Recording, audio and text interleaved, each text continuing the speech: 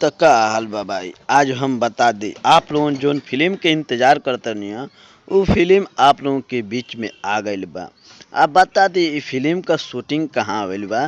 तो भैया यूपी में देवरिया जिला में ई फिल्म शूटिंग भइल बा।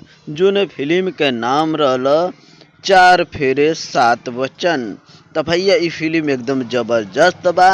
आप लोगों के वो फिल्म तनी देखावल चाहतनी तो आप लोगन वो फिल्म आप लोगन देखी। किरण तिवारी, हम नाम से कम और काम से ज्यादा जाने जाते हैं।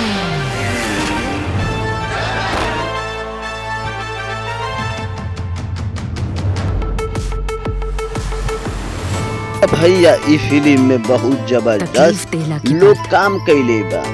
कुछ नया कलाकार भी बना और कुछ पुराना भी कलाकार बना। जैसे कि लोग इस फिल्म के देख के बहुत खूब अच्छा लगत है। काश के एक टाइटल भी खूब झकास बा।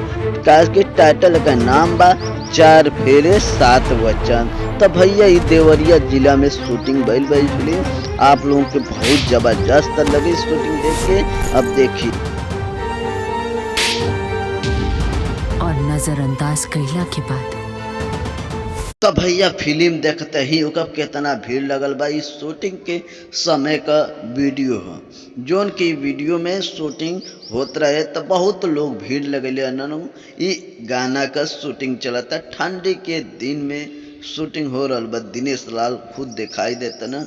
ओकरे बाद दिनेश लाल भैया खुद कहले बना ये फिल्म एकदम सुपर हिट जाएगा क्योंकि इसमें जोर जबरदस्ती फिल्म को तैयार किया गया है।